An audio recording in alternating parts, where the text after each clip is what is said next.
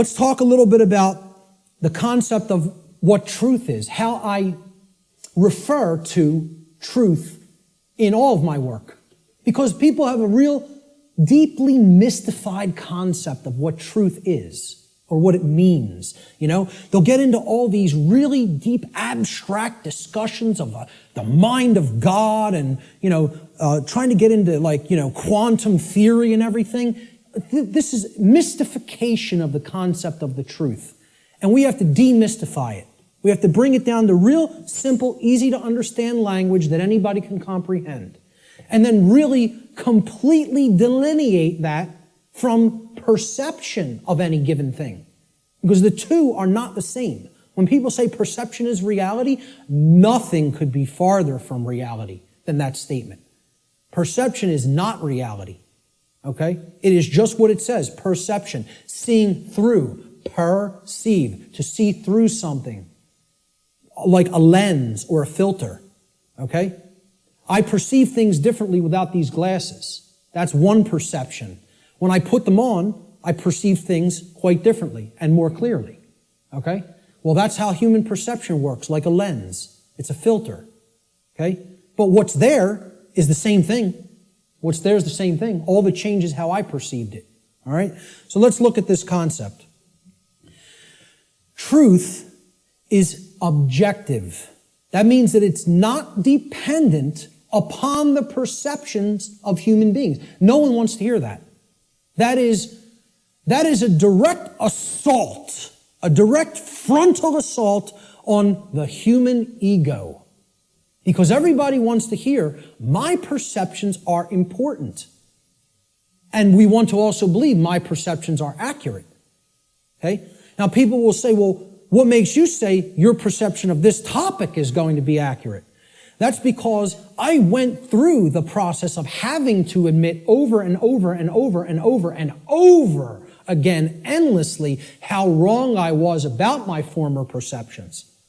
I went through that destructive process of breaking down my former belief systems, of breaking down my former emotional patterns, of most of all, changing my behavior. That's the thing that's the most destructive because we get attached to our behaviors and patterns. So asking people to change, I recognize it's not easy. It took me probably about 8 years of my life to do it. Most people don't want to spend a minute on creating personal change, let alone 8 years. And, when I look at myself, in all honesty, again, none of this is to sound egoic or to toot my own horn, but I look at it like I was a mild case of ego entrapment. A mild case compared to where I see other people at. I feel like I was the, very brittle stone that just needed to be hit with a chisel a few times and it broke into powder. Other people are hardened granite or diamond. To break them down is going to take enormous effort and work. And most of them don't even want to do it. They're so calcified. They've been so compressed into that hardened state that they don't even want to start. So I realize telling people your perceptions are not what really matters. That truth isn't based upon how you perceive things, that it's independent from your perceptions. Most people don't want to hear that. They don't want to hear that.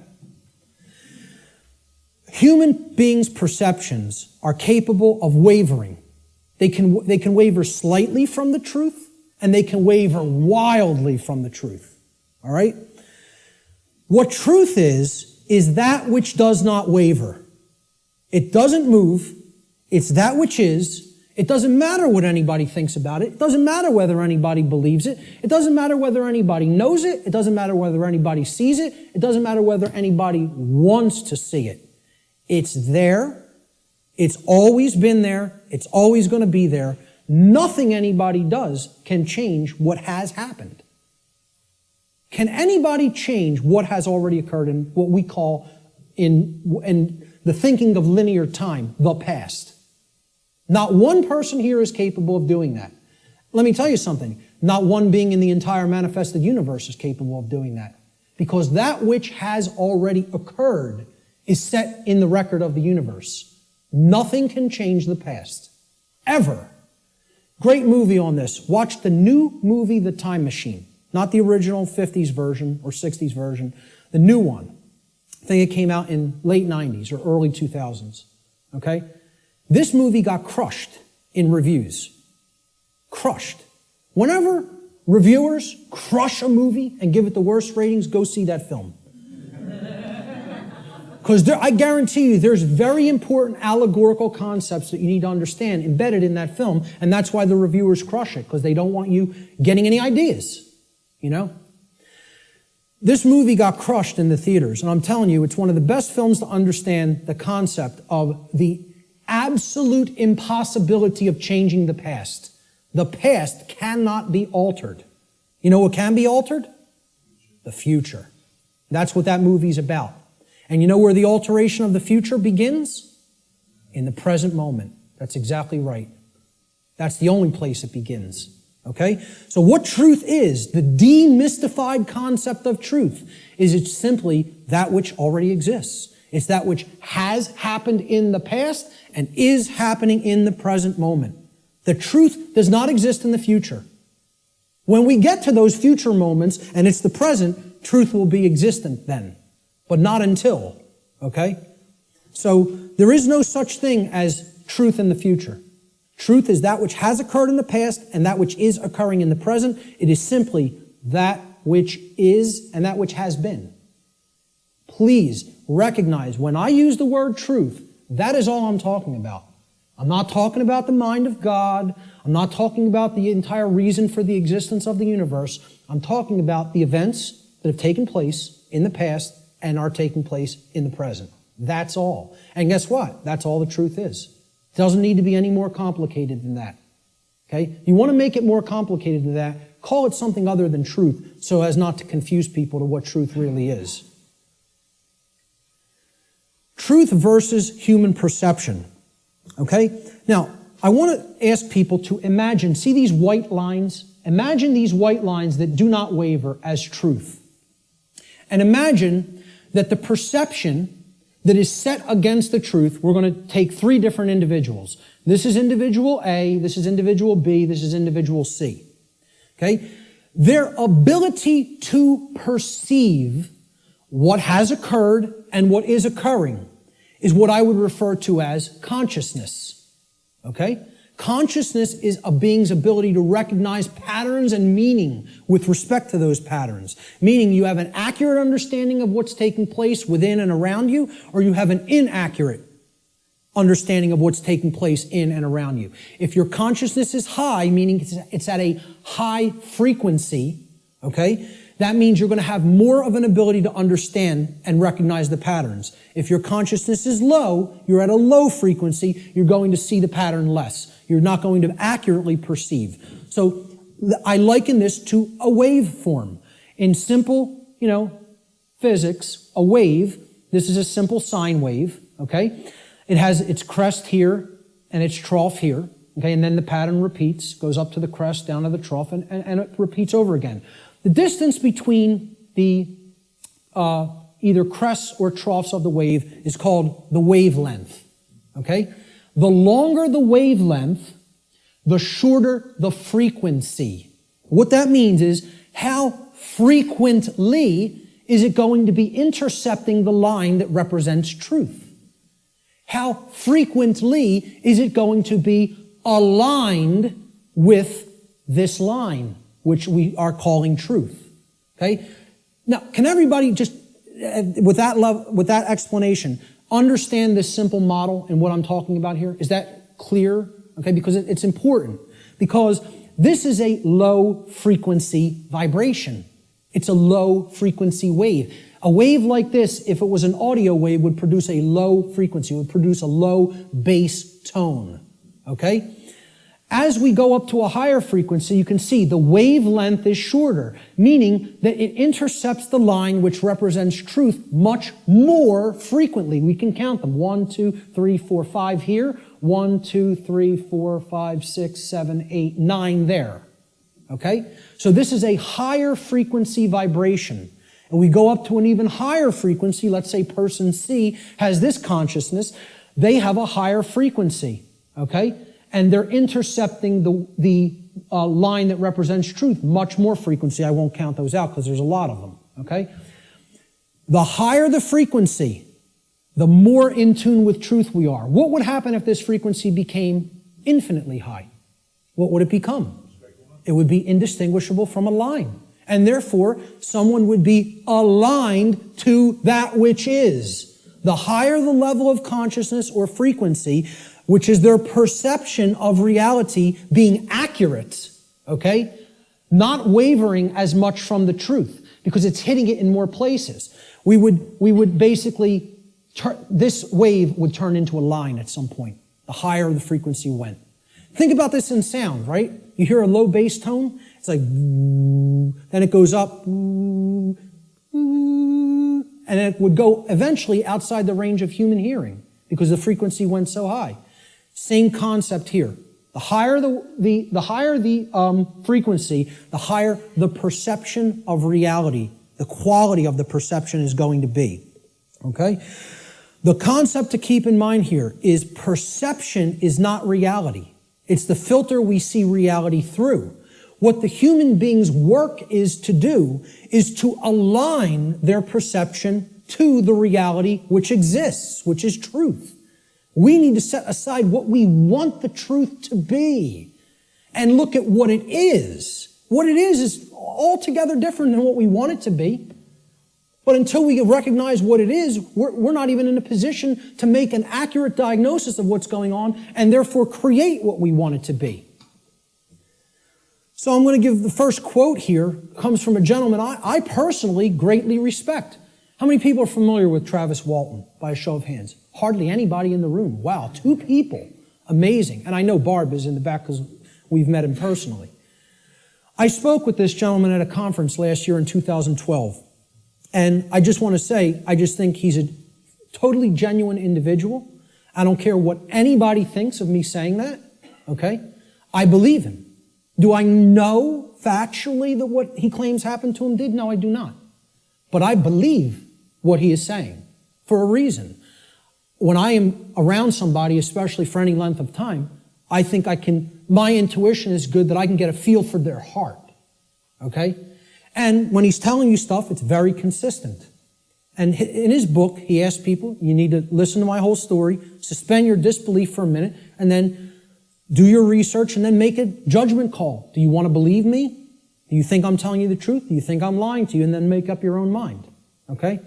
And who Travis Walton is, he claims that he was an abductee, that he was taken on board an extraterrestrial craft at a point in his life. He disappeared for days. They were out looking for him, and his best friends were accused of murdering him. And he shows up 5 days later in like deplorable conditions, out on a country road someplace. But anyway, again, I spoke with him back in 2012. I just bumped into him again. We were just at a conference. I'm bringing this up for a reason. We were just at a conference in Philadelphia where he spoke. And this quote, I feel I would start, if I was going to quote somebody, I was going to make this like the first quote in the presentation today. Travis Walton says in his book, which is called Fire in the Sky, he said, I have come to realize that the biggest problem anywhere in the world, the biggest problem anywhere in the world is that people's perceptions of reality are compulsively filtered through the screening mesh of what they want and do not want to be true. Now, when I read that in his book, I got chills up and down my spine. Because I said, this meshes exactly with what I'm talking about in my section, in my presentation called Truth versus Perception. And he's encapsulating it in a sentence perfectly. All right? We want things to be true. That doesn't make it so. That's not what makes truth the way that it is. What makes truth is the way that it is what behaviors were taken and what is the actual effect in the manifested world. That's how things are. Okay? It doesn't matter how we want them to be. They may be a completely different way right now than we want them to be. And I would say for the people in this room, they are a completely different way than we want them to be. But most people in the world think They kind of believe that they're the arbiter of truth. And that's a bad place to be in. That's a very, very low level of consciousness. To think that if I don't believe that it's this way, it's not this way. Many people are trapped in that state of mind. Okay? Now, the reason I even bring this up and included Travis's quote here is at this conference that we were just at a couple of weeks ago. Okay? I didn't speak at it. I tabled at it. A woman came up to my table and she picked up my New Age Bullshit DVD, which is available here today in the back. And she said, "What's this about?" With a real skeptical look. And I explained, I said, well, it's a 7-hour extended video podcast that has many, many slides, okay? I gave a shortened version of it at the Free Your Mind conference in Philadelphia. And this is the extended version that goes deeply into the deception of the New Age movement and how it is a religion that is designed to suppress the masculine side of the personality, which is the side that actually takes action and creates change. Okay? And that's, of course, pushed by the sacred feminine, which is care and creativity, and compassion. Right? Both need to be present. We're going to talk about that here today. But I said this is about the suppression of that masculine energy. And that's what the New Age movement is about. The suppression of the masculine. Right? So I said what the New Age religion wants to teach people is just accept everything the way it is, no matter how unjust it is, no matter how deplorable the conditions are, no matter how much evil is taking place in our midst. Accept it. That's the New Age religion. And here's what she said. That's exactly how I am. I just accept everything. I don't make any judgments on anything that occurs, no matter what it is, no matter how it's perceived. You want to perceive it as evil? That's your judgment. I said, yes, it is my judgment. You know why? Because it's evil. It really is. There is such a thing. I said, and you're content to let evil run amok and take this whole world because you don't want to act. Because what's really there is cowardice. That's what it really is. Okay? And she didn't want to hear that. She said, I prefer not to see it that way. Now, align this with the quote. I prefer not to see it that way. Okay? And I hope by some miracle she happens to see this presentation at some point. Okay? And, you know, in hindsight, I didn't say this to her on the spot, but I thought about it for a little bit the next day. And what I should have really said is, no, you prefer not to see, period. That's the truth. Okay? So I prefer not to see it that way means, no, I want to ignore reality. I want to believe what I want to be true is the way that it already is. And this is what the New Age hoax is peddling to people. Okay? So, great quote that I thought accurately sums it all up. See, this woman also told me that she is a follower, quote unquote, of the New Age ideology that is referred to as the Course in Miracles. How many people have even heard of this? A lot of people. Okay? You know what that is? It's called solipsism, wrapped in a nice, neat new package. Solipsism. How many people are familiar with the ideology called solipsism? Good. More than I would have thought. Most people have never heard of this. Okay? Solipsism is a completely egoic and destructive ideology that has absolutely no bearing or resemblance to truth in any way. And the people who are solipsists are mentally ill.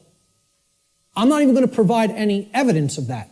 I'm telling you, you need to research this religion and sickness for yourself. It's a mental illness.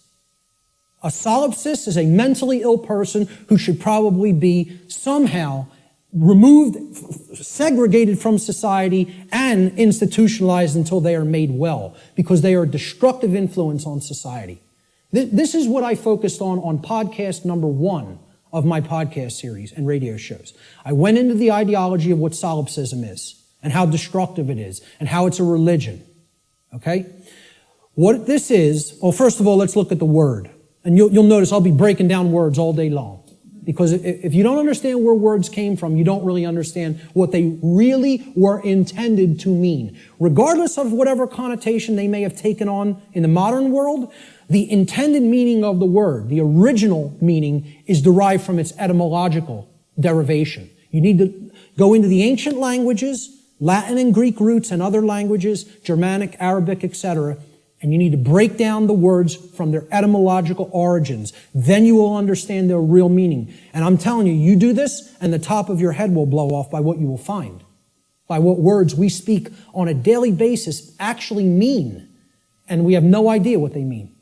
Okay? So the word solipsism comes from the Latin adjective solus, which means alone or one. And then the Latin pronoun ipse, which means self, myself, etc. Okay? The ideology of solipsism is that nothing exists outside of me. I'm the only being that exists in creation. Or essentially, it's another way of saying I'm God. Okay?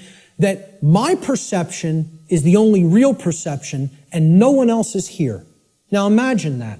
Now, what I'm essentially telling the audience here today is your perceptions are not the truth. You have to work to align your perceptions with the truth. That's damaging enough to the human ego, okay? If I just said, none of you exist, I'm only perceiving your existence, I'm the only one who exists, imagine how egoic that statement is, and actually how demoralizing it is to other people. You're even telling them, I don't even consider that you exist. That's what a solipsist is. They believe the universe is a big illusion created somehow for their amusement. And that there's no objective reality that you don't exist, you don't exist, you don't exist, you don't exist. I'm the only one who exists. And that's not mental illness. We don't diagnose that as mental illness. Okay? I don't care if you want to accept the notion everything is one. I personally accept that notion. I do accept that we are all one. That doesn't mean you're not existent in the physical domain right now as I'm talking to you. Of course we all exist here. We are in the physical domain. Okay? The whole point is, these people want to believe the entire spiritual physical domain is such an illusion that nothing that takes place in it matters or has any significance and should just be watched and nothing should be done to change it. And let me explain what this is, folks. When I was a Satanist, okay, and I was working inside the Church of Satan and other dark occult organizations, they have a set of sins, believe it or not. They don't look at them as sins in the same way that, religionists look at sin. But they have the things that, these are behaviors and thought patterns that should not be engaged in by the dark occultist themselves, by the magician, if you will. You are not to engage in these behaviors, but we are to peddle them to other people. We are to get them to engage in these behaviors. Okay? You know what the first one is? No, it's not. That's the second or third. I think it's the third, if I'm not mistaken. I don't have the list handy. But the first one is stupidity. That's the first satanic sin. Okay? For the dark occultist. But they want other people in deep stupidity. They want other people in deep ignorance. The idea here is we will know it all. We will know the truth so that we can control others and keep them a dumbed down herd. Okay? There's a bunch of other ones, but I think the second or third is solipsism. Solipsism is one of the biggest sin for Satanists and dark Luciferians and dark occultists. They don't want any of their membership believing in this mental illness nonsense. Okay? But they want to propagate it and peddle it. They want to do that. And they told me personally, higher ups in this network told me personally when I was working with them, wait until you see the New Age books that our membership, will be writing, or either writing ourselves or putting into the hands of useful dupes to write and put out there. We'll be giving them the idea, they'll write it for us, put it out there as their own idea. And they said, we are going to propagate and peddle solipsism like you have never seen. And you know what? When they say something, they do it. I'm serious. They're aligned. Their act is together. They act on the same page. And for that, I have respect for them as an enemy. And I don't take anything they do lightly. I recognize they have the will. They're not like the rest of humanity. They align their thoughts, their knowledge, with their version of care. You know, it's not like our emotionally based care, but they care about what they're doing, and then they act. And when they act in concert, and they get it done. Okay? I'm not saying, you know, I agree with any of their agenda, because I don't, and I'm trying to stop it. But I have respect for their unity. They are unified and on the same page, and humanity is not. And that's why, in all honesty, we're having our rear ends handed to us in this spiritual battle right now. At least right now. Solipsism is the ideology that only one's mind is sure to exist. Solipsists contend that knowledge of anything that is outside of one's own mind is unsure, and hence there is no such thing as objective truth. Okay? No such thing as objective truth. And therefore, nothing about the external world and its workings can actually ever be known. Just think about that statement. It's saying no one can ever know anything. You cannot come to know anything at all. There is no such thing as knowledge. So what I would say to somebody who's following the quote-unquote Course in Miracles, or a course in solipsism, or a course in acceptance of all forms of evil in this world, is you can't know anything by reading the Course in Miracles, because nothing can be known. You know?